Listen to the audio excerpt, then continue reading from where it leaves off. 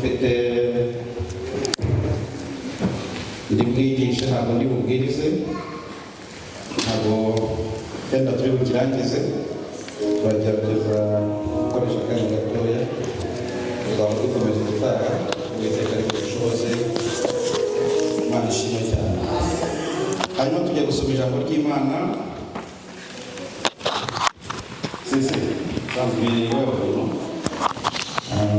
tugiye gusoma ijambo ry'Imana mu gitabo ubutumwa bwiza bwanditswe na Yohana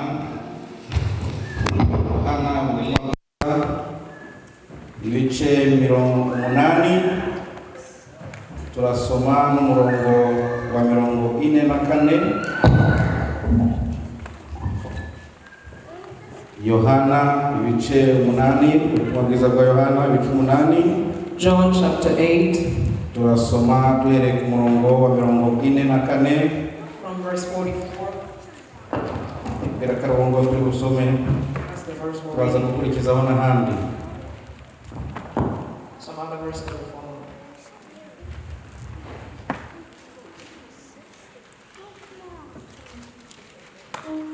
Wahageze? Are we there? Haranditse ngo mukomoka kuri so Satani kandi ibyo so ararikira nibyo namwe mushaka gukora. Uwo yaheragira kose ari umwicanyi kandi ntiyahagaze mu by'ukuri kuko kuri utari muri we navuga ibinyoma aravuga ibye ubwe kuko ari umunyabinyoma kandi ni se w'ibinyoma.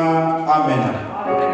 You are of your father the devil, and you want to carry out your father's desires. He was a murderer from the beginning and has not stood in truth because there's no truth in him. When he tells a lie, he speaks from his own nature because he's a liar and the father of liars. Amen. Amen. I have prayed for us. My name is Elie Mazimaka. I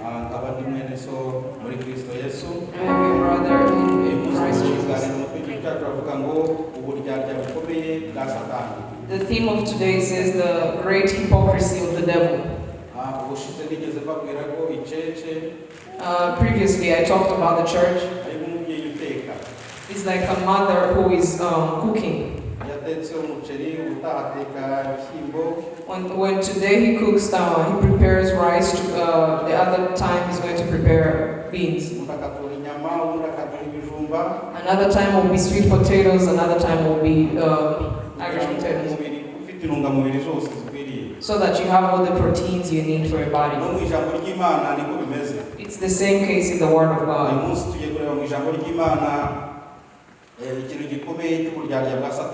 Today we're going to look at the great hypocrisy of the devil. We just read from the good news of in the book, the Gospel of John. These are words spoken by our Lord Jesus Christ. He was telling the people who were gathered at that time. They were saying that they belong to Abraham, they're children of Abraham. And he told them, I know you. I know that you are of your father the devil. And you carry out your father's desires. Because you are liars, the same way as your father the devil lies. From the beginning of time he has lied and lied. Amen. The reason as to why we're talking about the hypocrisy of the devil is because nowadays the church must be watchful to know what the devil is up to. The devil wants to work without people who are against him. He wants to work in freedom. That way he uses hypocrisy. As I dug deep, what I figured the word we could use is deception. What deception means is using a lie in convincing something kidafite agaciro. that does not have value. Imana ishimwe. Kwemeza ikintu Convincing something or ukagiha agaciro ariko kidafite muri rusange. Valuing something that does not have value. So ukakemera icyo kintu ko gifite agaciro ariko mu by'ukuri nta gaciro gifite. You accept that this thing has value, yet it does not. Imana rero idufashe n'ayo magambo nshaka ko tuganira. May God help us. Satani ni byiza ko tumenya ko akoresha ijambo ryo kubeshya. We need to know that the devil uses the word lie. Kuko kubeshya ni nature ye, ni ururimi rwe rwa kavukire. That is his native language. Iyo umuntu avuga ururimi rwe rwa kavukire, when someone is speaking their native language, usibye nk'abana yenda bari kuvukira mu mujyi n'ahandi ariko ubundi ntategwa. Except the children that are being born in the city, he does not, nothing stops him. Do you understand what I'm saying? I might tell you proverbs in my mother tongue. I might drop up things with hidden meanings.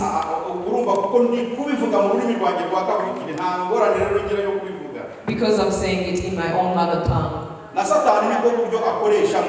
the same way the devil uses. He uses hypocrisy to lie to people, to show them that things have value, yet they don't. In convincing or persuading people that these things have value, he shows them that everything that is going on around them, that God knows it, and that He has blessed it, and He has accepted it. I want to remind the church, God has put in us the free will. He has put in us the free will. You can say yes or say no. When it's hard for you to make a decision,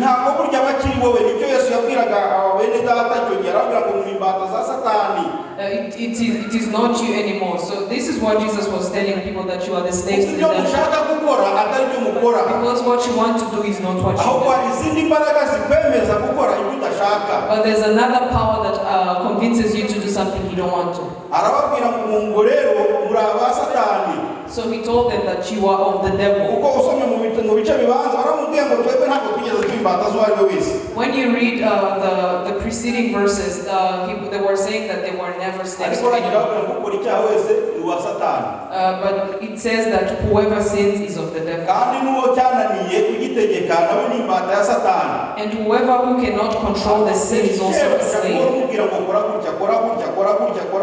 They have a master who always tells them, do this, do that. May the Lord help us. I want you to see the hypocrisy of the devil. He has totally convinced everyone not to fast. I alone standing in front of you, I haven't been fasting. If there's someone who has fasted recently, should I shame you and ask you? He has convinced us that you can pray but not fast. After all, God only sees your heart. He knows that you are righteous. He brings the hypocrisy, and you agree with him that what he's telling you is the truth. He has convinced people not to pray and fast. Prayer and fasting is where we get the power and energy to defeat the devil. The Bible tells us in the book of Deuteronomy that a person does not live by bread, but by the word of God. That one he erases so that he comes to war with you when you don't have any power. That's because that's why what he tells you to do, he does it freely without,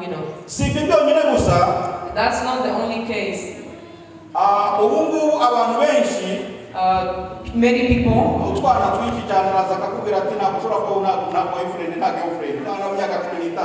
a 15-year-old will tell you that they can't live without a boyfriend or girlfriend. Ikibazo gikomeye cyane. It's a big issue. Akakwereka ko uburenganzira bwawe. They will show you how it's your right. Ukabona koko ari uburenganzira bwawe. And you are convinced truly that that's ukabufashwe n'icyo right. kinyoma. And you are attacked by that lie. Noneho ugafatwa n'ubwo buryarya bwiwe. And then his hypocrisy will attack you. Ndakore uburyo intare zihigamo inyamaswa. I love seeing how the lions look for other animals to prey on. Intare zikunda gukora icyo bita V. Inyuguti ya V murayibona. They love doing the V, the letter V. Zimwe zituruka hano, izindi zigaturuka hano, igaturuka hariya hirya. Some come from this side, another come from this side. And they will come running after an animal. And will think that there's no danger over there.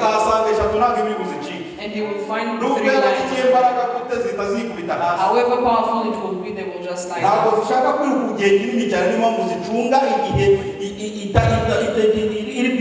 They don't like running for like a long distance. May God help us. And the Bible has told us that we should fight the devil.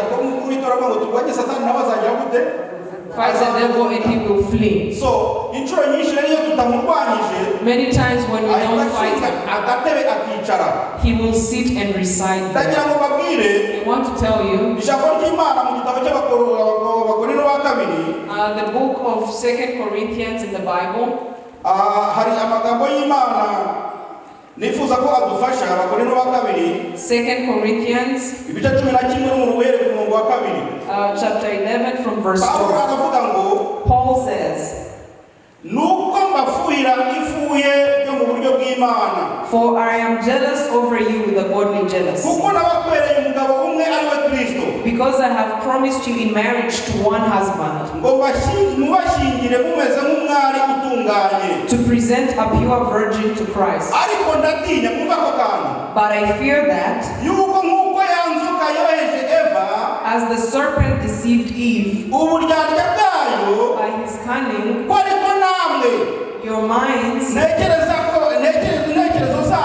your minds zazayobwa may be seduced mukareka gutungana no kubonera from a complete bya Kristo and pure devotion to Christ. Kuko iyo haruje umuntu ubabwira Yesu wundi mutabwiwe, for if a person comes and preaches another Jesus, mukakira undi mwuka mutakiriye mbere, or receive a different spirit, cyangwa ubutumwa mutemeye mumwihanganira, or a different gospel which you had not accepted, you put up with this pain.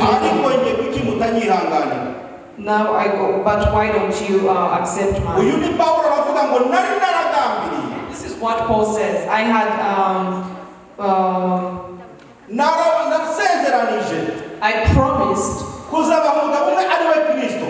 I promised you in marriage to Christ, to one husband. And you have to present yourselves as pure virgins to Christ. It is good that people will understand.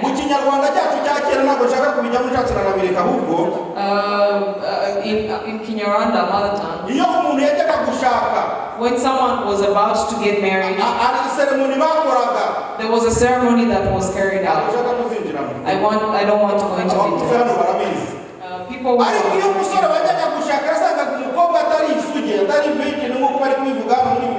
if a man found that the wife was not a virgin,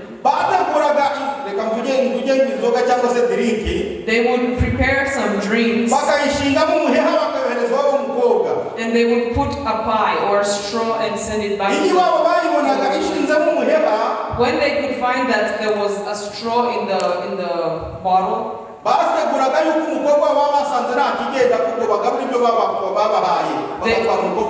that would mean that the girl was not a virgin, so they would. So he told them, church, I have promised Christ to present a pure virgin without a flaw. Many Christians, we're not enduring the suffering. we're not enduring the trials.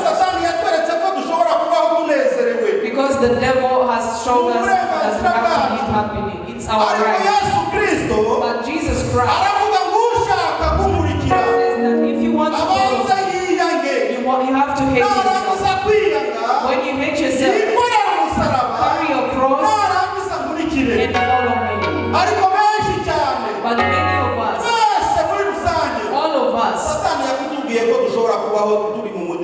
the devil has promised us that we can live in freedom. Ni byinshi byo gusaba. You have to live freely. You have to live freely.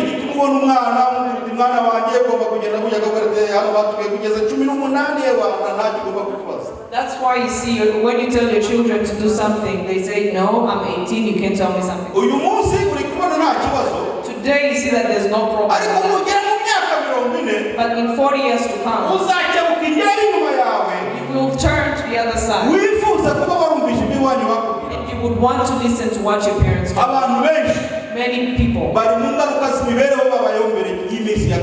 in the consequences of what they do, and they can't do anything about it.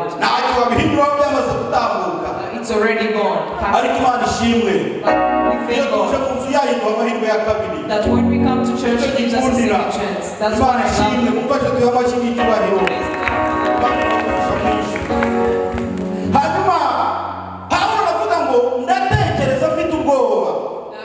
I fear, as I think,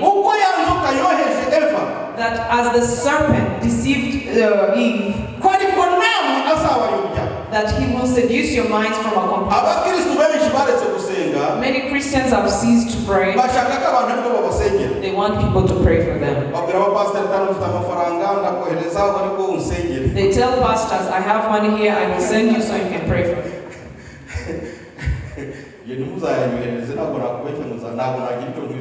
Don't send me any money because I'm not going to pray for you. Not a price. Don't bother yourself doing that. Praying is hard. Praying is very hard. In prayer there's hunger. And truthfully,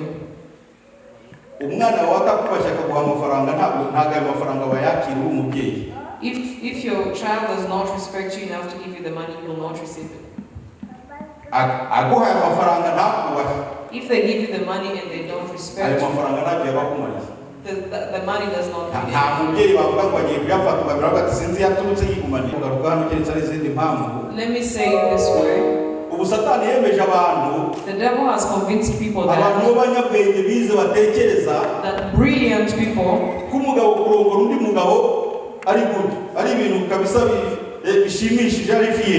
that being homosexual is okay, is good. Told the ladies that if you get married to another lady, it's okay, it's good, it's right. There are 7 types of genders.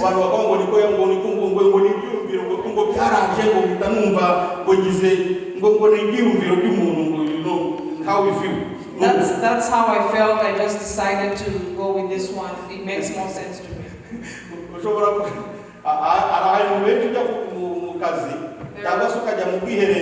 There are a lot of places you go to the bathrooms.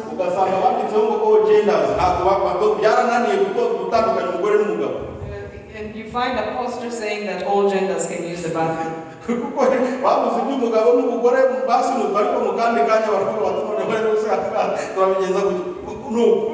They say that they don't know, they don't really know where to lie on, so anyone is welcome to use the bathroom.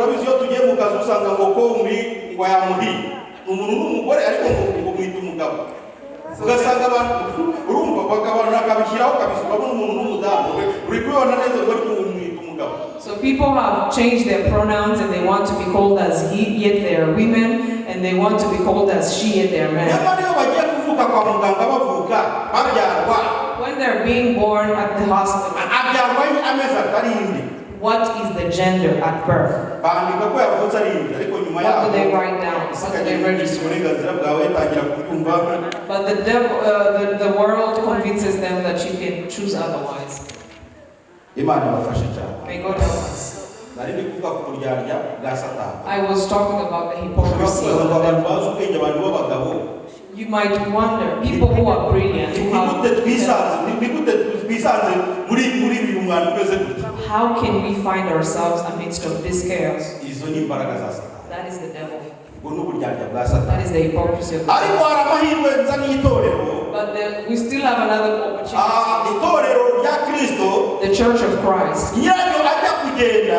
When the owner, who is Christ, and he said, I will build my church on the rock. And the gates of heaven, hell, will not shake it.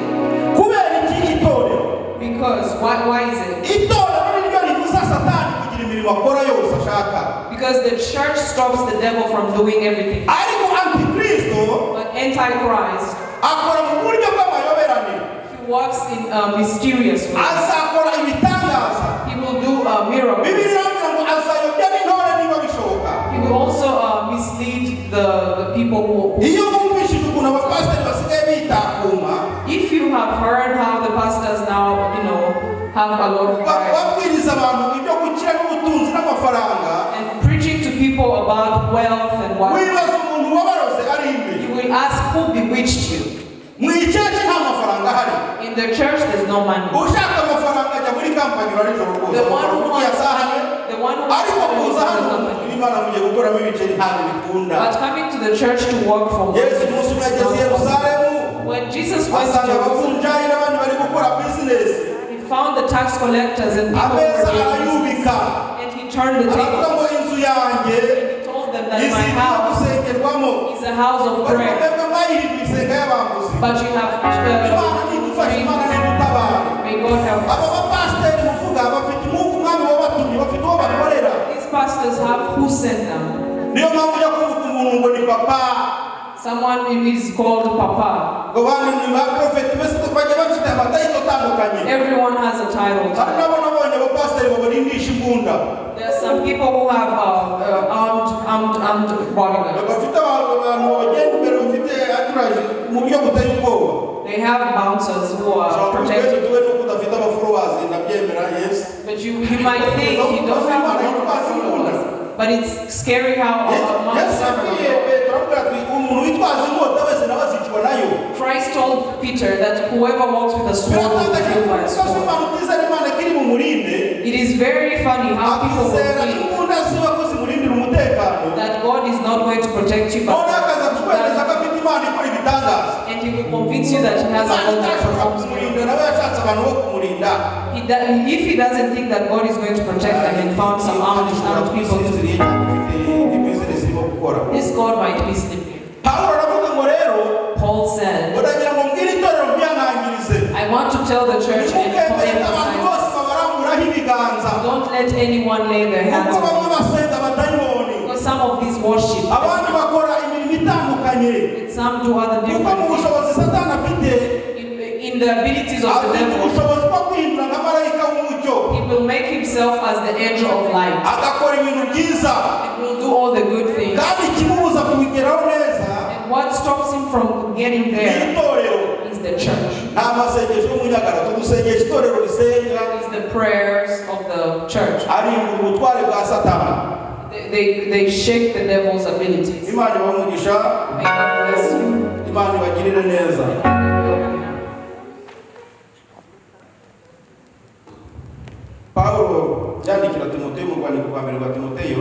Paul wrote to Timothy in the first letter of Timothy, chapter 4, verse 1. Now the Spirit explicitly says that in later times some will depart from the faith, paying attention to deceitful spirits and the teachings of demons, through the hypocrisy of liars, whose consciences are seared, who have scars of sins in their hearts. They have scars of the sins in their hearts. Today it's not a problem to become a pastor.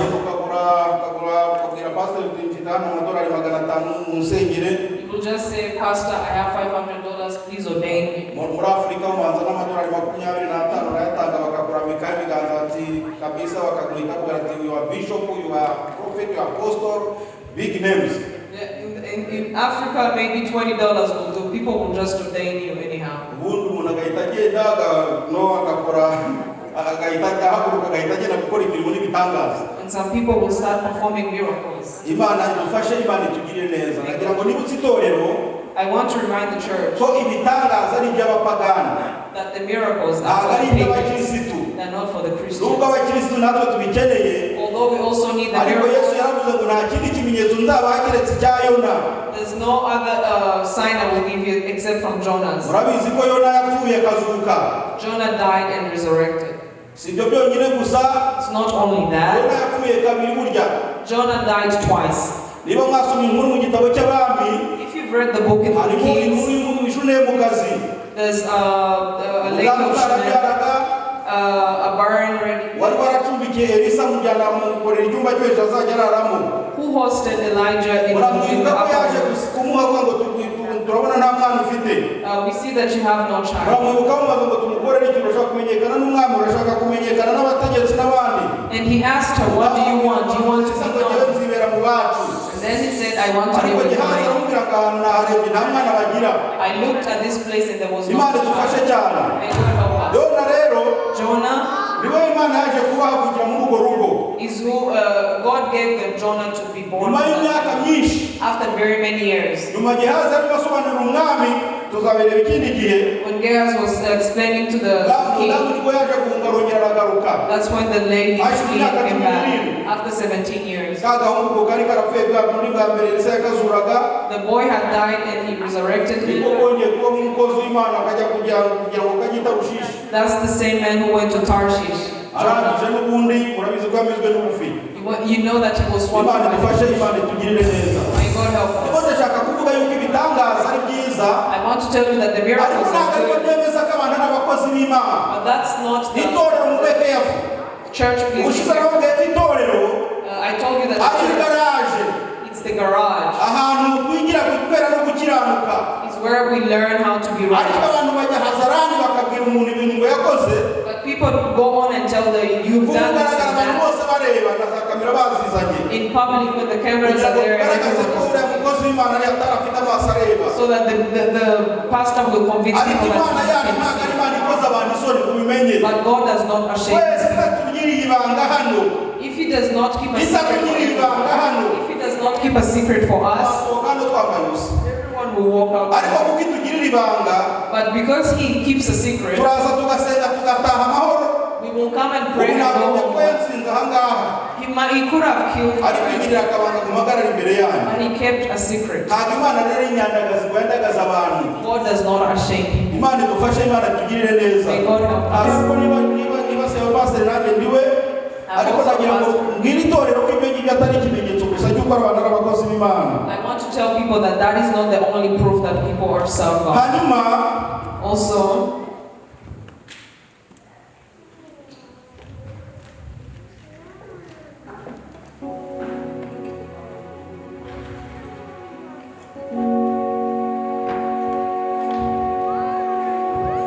mu rwandiko rwa Luka ibice 19:11 in the Gospel of Luke, nabasezeranije ko nari butinde ndifuza gusoza. Hari amagambo nifuza ko pasiteri niba ari kubasha gusoma neza dusomera ibice 19 bya Luka. the book of Luke chapter 19, Turasoma duhere ku murongo wa 11 and we will start with verse 11 n'uwa 12. and 12.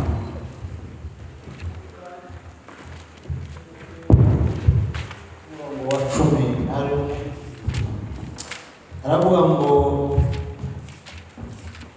bumvise ibyo yongeraho umugani kuko yarageze hafi y'i Yerusalemu, kandi kuko bibwiraga ko ubwami bw'Imana bugiye kuboneka uwo mwanya,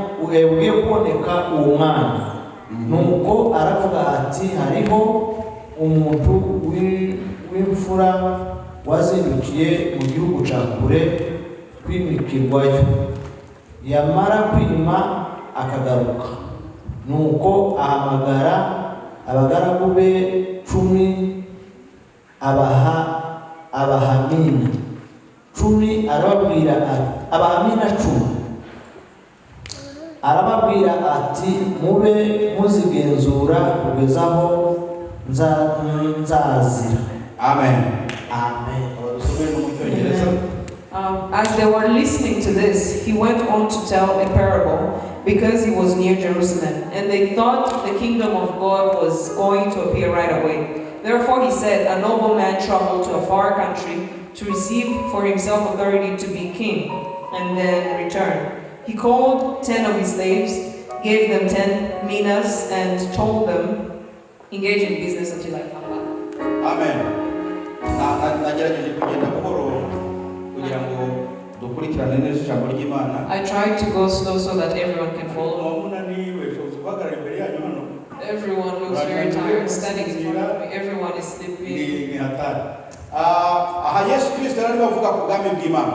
Jesus Christ was he was on his way to atangira kubwira abigishwa be and started bakurikije ibyo yababwiye, bakurikije amasayini yaberetse, barangije bavuga twa ubwami bw'Imana ngubu tubugezemo. Everyone was saying this is the kingdom of God, depending on what Christ had told them. Arangije ariko arababwira ngo But he told them hariho umuntu w'imfura, that there was a nobleman umuntu w'imfura ngo wari ugiye kugabana ubwami, who was about to divide the country. Warangije asigira abagaragu be arabahamagara. And he called his servants abasigira ubutware and gave them minas. Aravuga ngo nimuncungire ibi bintu, And told them, engage in business. muncungire ubwami Engage in business kugeza igihe nzagarukira. until I come back. Murabizi ko Yesu Kristo You know that Christ, ubwo yaramaze gupfa ku musaraba, after his death on the cross, hanyuma Mariya agiye kumusiga amavuta, murabizi ko yasanze igituro gifunguye, and Mary went to apply the oil, and he found the tomb was open. amubonye agiye kumusuza aramubwira ngo ntumurebe kuko ntarajya kwata. Haleluya. And then when he saw yagombaga kujya gutanga raporo ko misiyo yari yamuzanye mbere yarangiye. Imana ishimwe cyane. Akihutana y'amaraso akajya kuyajyana ku ntebe y'ihongerero. Haleluya. Yo kujya mu ijuru. Imana ibahe umugisha mwinshi. Hanyuma rero dutegereje ko azagaruka. So we're waiting for him to come hano back. ubutware This authority, Yesu yabusigiye itorero. he left this authority with the church. Yasigiye umutware itorero He left his authority with the church kugira ngo itorero ribukoreshe. so that the church will utilize Ariko it. itorero nta makuru rifite But the church does not know y'ubutware bwa Kristo kuri twebwe. of the authority of Christ. Niyo mpamvu abantu benshi tuba turi hopeless. Many of us are hopeless. Ntabwo tuzi ko dufite ubutware muri twebwe. We don't know that we have this Niba authority. usoma ijambo ry'Imana mu gitabo cy'abacamanza bice 6:11, When you read in the book of Judges uzasanga inkuru 18, y'umuhungu bita Gideyoni. there's a story of the man Gideon. Gideyoni ngo yari arimo ayiha inshingano He was hiding kuko aba ingano wheat. He was hiding noneho wheat. abanzi babo bazaga bajya kubatwara imyaka bejeje. The enemies came to steal the hanyuma rero ajya food that they had stored. kuzanika no kuzigira gutya ahantu nyine yashatse mu gihuru nta muntu umureba. So he went to put them, lay them on the hanyuma sun, zihunika kugira ngo batazaza kuziba. store them so that they won't umurongo wa see. 12 marayika aramubonekera n'amusanga On the verse 12, aramubwira the ngo angel Gideyoni wamunyembaraga we. told him, be still. Gideyoni aramubwira ati ariko rwose we nta habari ufite. You don't. naba ndi umunyembaraga nkaba nihishe ndahaga. How would I be a strong person if I'm hiding? How is it possible? naba ndi umunyembaraga. I can't be very ni strong. wowe Imana yatoranije It is you that God has kugira chosen ngo ukize bene wanyu. so that you will rescue your. ariko aramubwira ngo ntabwo bishoboka. But he told them, ngo it is mbese not bya possible. bitangaza twajyaga twumva The miracles bya that we bintu heard, biteye ubwoba Imana yakoraga and the works of ni God, hehe ko ntari kuyibona ikora muri iki gihe. where are they? I Imana can't see. idufashe, Imana itugirire neza. God help us. Imana umuntu ushaka gukoresha ibitangaza ni njyewe nawe The person who can do the miracles, nituyemerera if we allow him, nituyemerera if we allow muri him, iyi Imana hari urwego igenda ituvanamo itugeza. there's a level that Ni God byiza takes twese us to. dushima Imana yakoze mu buryo bufatika God has worked in ikatwubaka visible ikadukura ways. mu nkambi ikadukurayo ikatuzana aha ngaha. Brought us from the ariko kingdom ntabwo ari aho gusa birangirira. That's That's not where it stops. If when he helped us, he also wants to build us spiritually.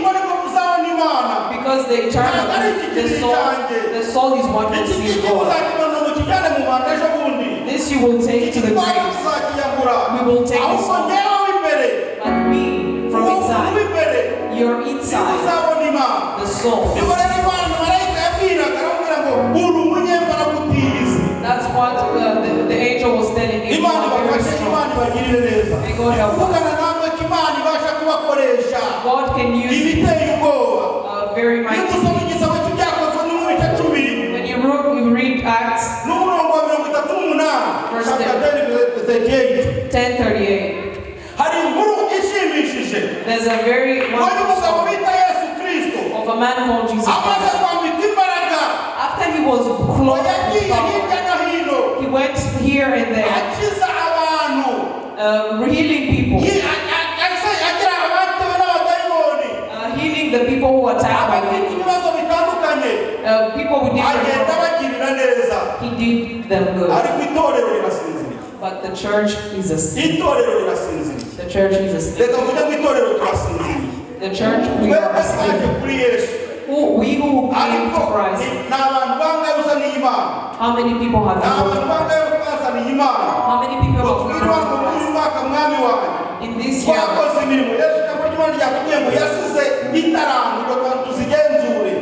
he left the talent so that we can use them.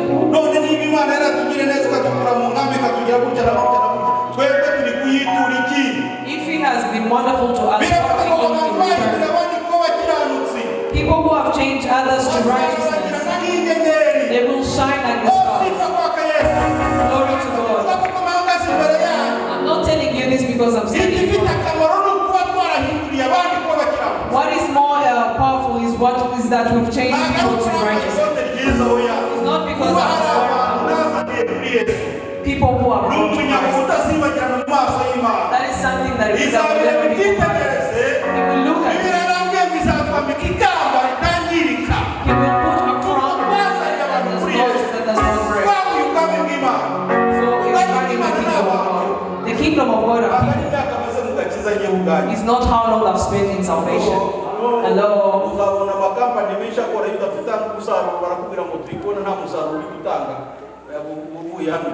Many companies will fire people if you're not contributing anything. If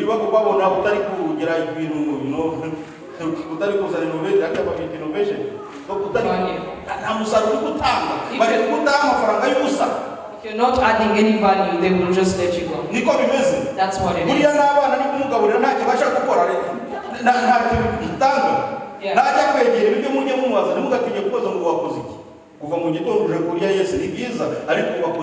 Ask your kids when you come to the dining table, what have you done?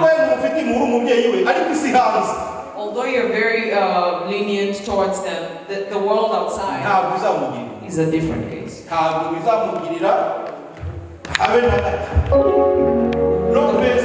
There's no mercy. There's no mercy.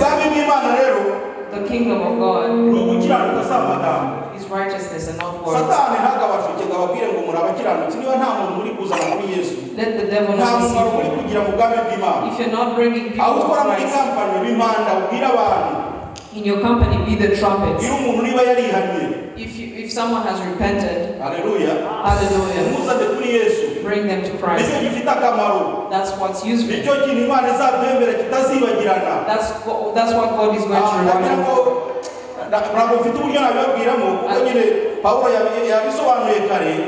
Paul explained it very well. The fact that we're children of God is very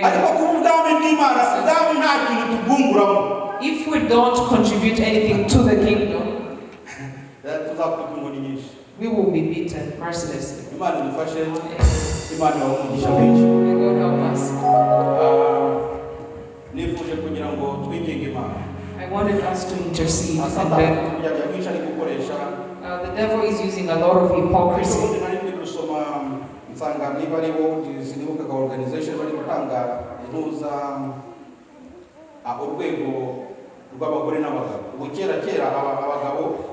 nibo basamanaga kera. There's this organization that is putting levels of men and women. Ariko bari kuvuga yuko muri iki gihe abagore aribo bari gusambana kenshi cyane kuruta abagabo.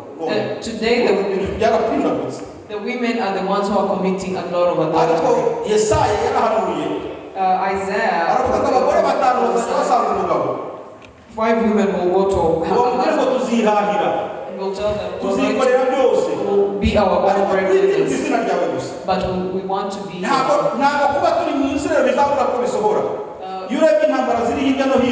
When you look at the wars going on around,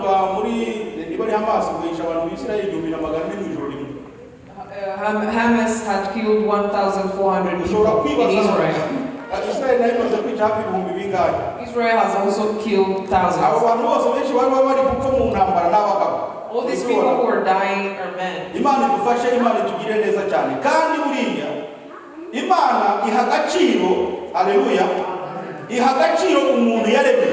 God honors the people He's created because He's created them in His image.